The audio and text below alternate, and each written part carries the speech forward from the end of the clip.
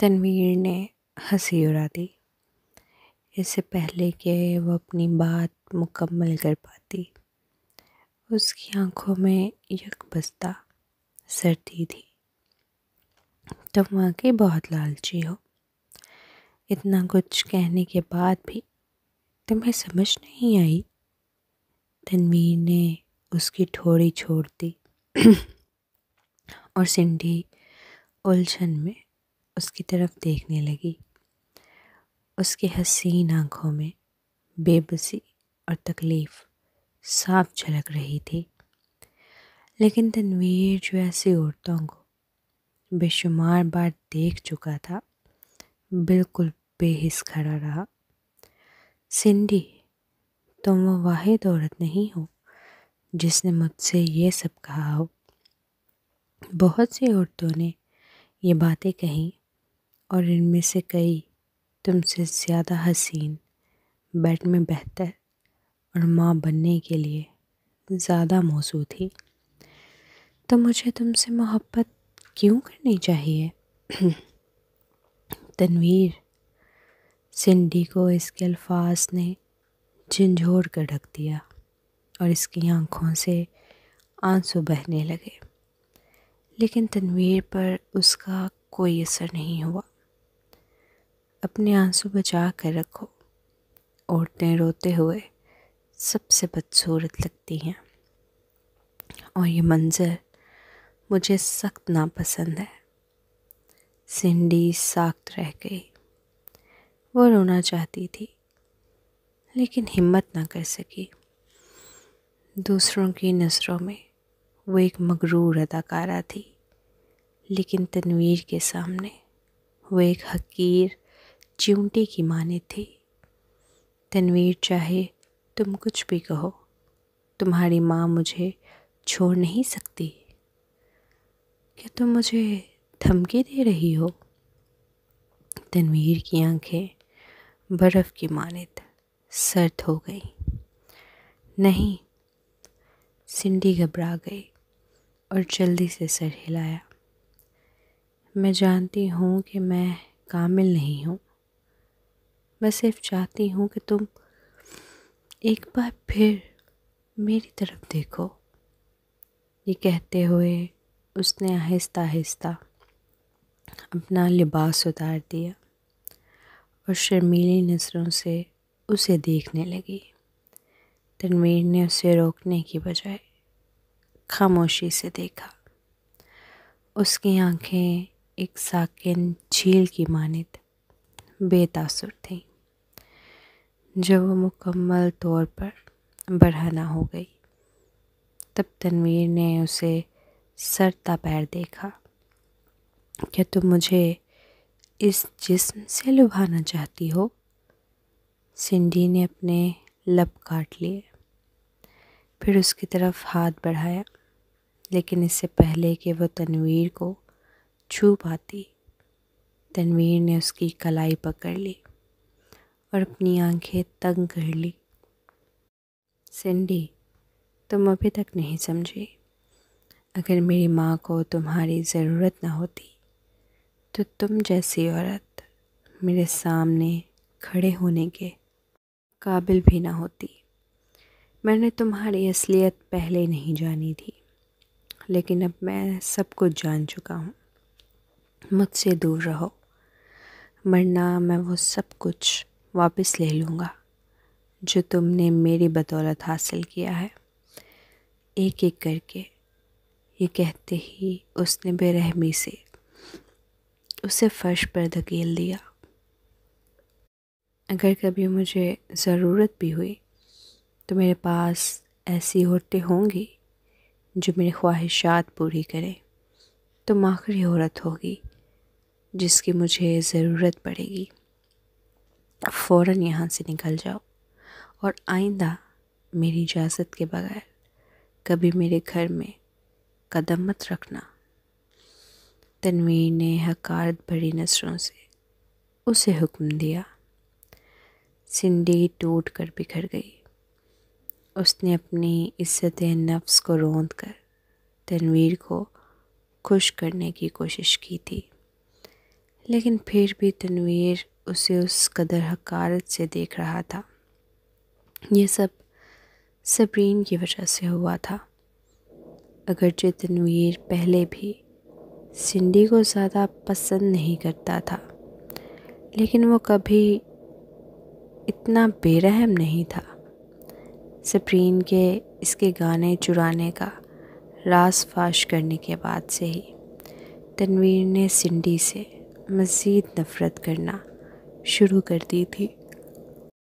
تاہم اس وقت سب سے زیادہ اہم بات اس کا دوبارہ انٹرٹینمنٹ انڈسٹری میں قدم رکھنا تھا۔ ویسے بھی وہ جلد ہی تنویر سے شادی کرنے والی تھی، اور پھر وہ اس کے گھر والوں کی مدد سے تنویر کو قابو میں کر سکتی تھی۔ یہ سوچ کر سنڈی نے مایوس لہجے میں کہا، ٹھیک ہے، میں جا رہی ہوں، لیکن تنویر، کیا تم میرے لیے ایک کام کر سکتے ہو؟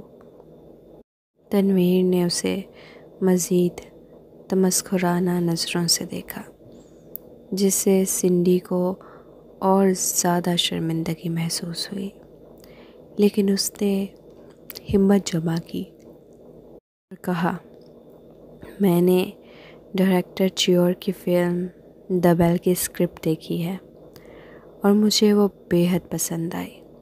میں اس فلم میں مرکزی کردار ادا کرنا چاہتی ہوں۔ تنویر نے صفاقی سے اس کا بھانڈا پھوڑ دیا۔ یہ اس لیے نہیں کہ تمہیں اسکرپٹ پسند آئی، بلکہ اس لیے کہ تم جانتی ہو کہ چیور بہترین فلمیں بنانے والا ہدایت کار ہے۔ تم صرف اس فلم کے ذریعے دوبارہ شہرت حاصل کرنا اور ایک بڑا ایوارڈ جیتنا چاہتی ہو۔ سنڈی کا چہرہ شرمندگی سے لال ہو گیا۔ ایک عورت ہونے کے ناطے مجھے اپنا کیریئر بھی بنانا ہے۔ میں ہمیشہ تم پر منحصر نہیں رہنا چاہتی۔ اس کے علاوہ میں جلد ہی تمہاری بیوی بننے والی ہوں۔ میں انٹرٹینمنٹ انڈسٹری میں اپنی جگہ بنانا چاہتی ہوں تاکہ لغاری فیملی کو مجھ پر فخر ہو۔ تنویر نے اپنے پتلے ہونٹ دبائے تو سنڈی نے فوراً کہا، میں نے موسیقی والے واقعے سے سبق سیکھ لیا ہے۔ مجھے اپنی غلطی کا بہت پچھتاوا ہے۔ میں بس شہرت اور دولت کے لالچ میں تھی۔ جیسا کہ تم جانتے ہو، میرا خاندان بہت غریب تھا۔ بس بہت ہو گیا۔ تنویر نے سخت لہجے میں اسے ٹوکا۔ مجھے اچھی طرح معلوم ہے کہ تمہارا اصل مقصد کیا ہے۔ میرے سامنے معصوم بننے کی ضرورت نہیں۔ دفع ہو جاؤ۔ میں ابھی فیلکس میڈیا کو فون کر کے کہتا ہوں کہ وہ ڈائریکٹر چیور سے رابطہ کرے۔ شکریہ۔ سنڈی خوش ہو گئی۔ میں فوراً جا رہی ہوں۔ تم اپنے شاور کا لطف اٹھاؤ۔ وہ کپڑے پہنتے ہوئے ہلکے ہلکے کانپ رہی تھی۔ تنویر نے جب بھی اس کی طرف دیکھا، اسے اور زیادہ ناپسندیدہ محسوس کیا۔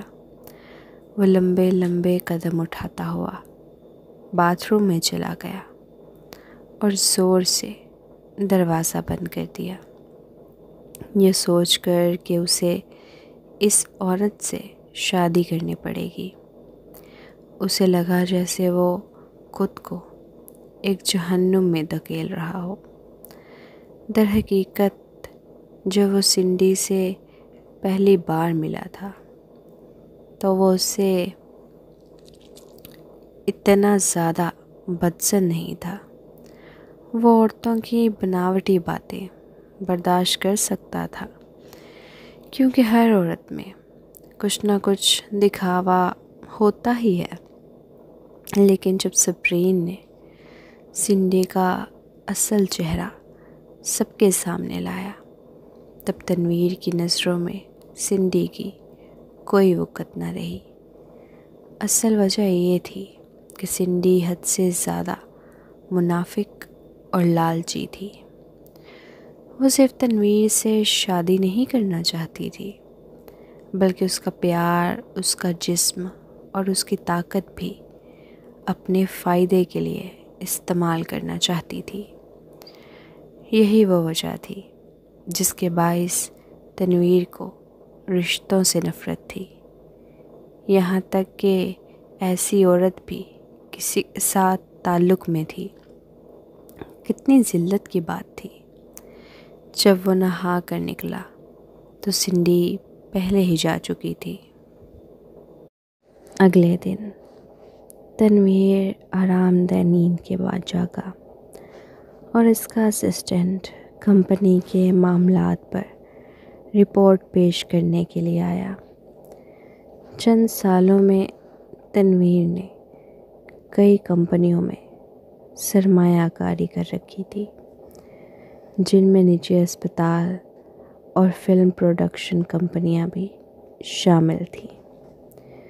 جب اسسٹنٹ اپنی رپورٹ مکمل کر چکا تو اس نے اچانک کہا، تنویر سر، آپ نے مجھ سے دریافت کیا تھا کہ باسط اور اس کی بیوی کی باڈیز کہاں منتقل کی گئی ہیں۔ کافی تحقیق کے بعد میں نے بالآخر ایک مشتبہ شخص کو تلاش کر لیا ہے۔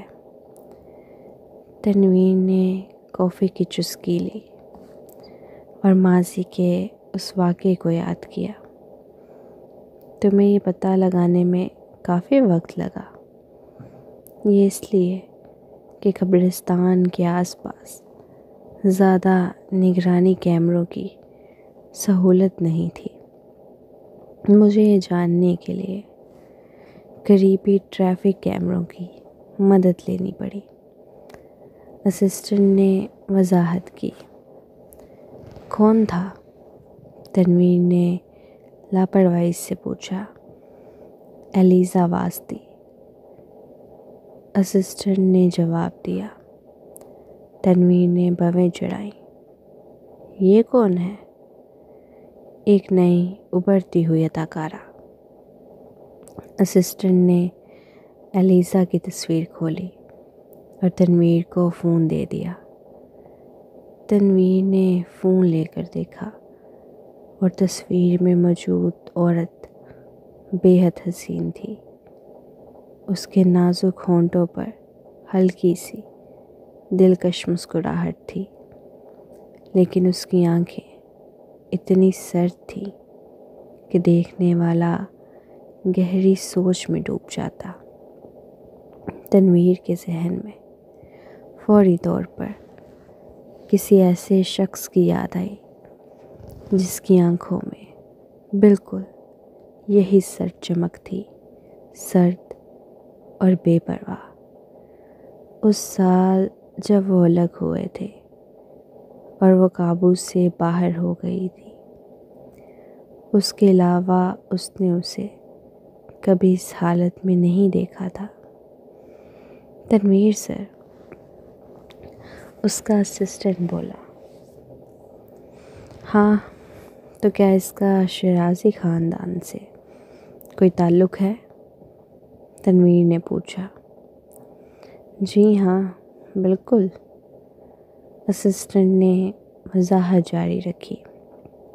مجھے پتہ چلا کہ جویریہ کے باسط سے شادی کرنے سے پہلے جو وہ اور رانیہ جیرالڈٹن میں رہ رہے تھے، تو ایلیزا رانیہ کی واحد بچپن کی سہیلی تھی۔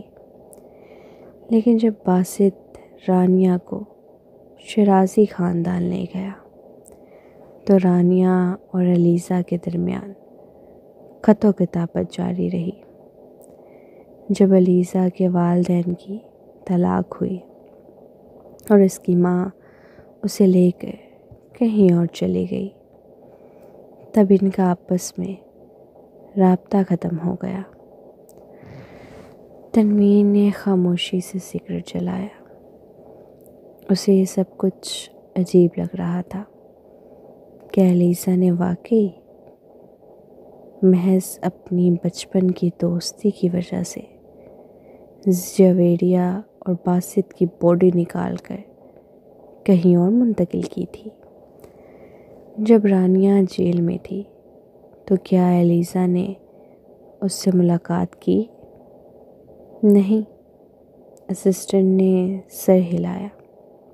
تنوین نے اپنی بھویں مس لیں۔ ویسے اسسٹنٹ نے مزید کہا، علیزہ دی بیل کے مرکزی کردار کے لیے سنڈی کے ساتھ مقابلہ کر رہی ہے۔ جو ناول کے قارئین اور ڈائریکٹر چور کو لگتا ہے کہ علیزہ اس کردار کے لیے زیادہ موزوں ہے، لیکن آپ نے کمپنی کو ہدایت دی کہ ڈائریکٹر چور سے کہیں کہ وہ سنڈی کو مرکزی کردار دے۔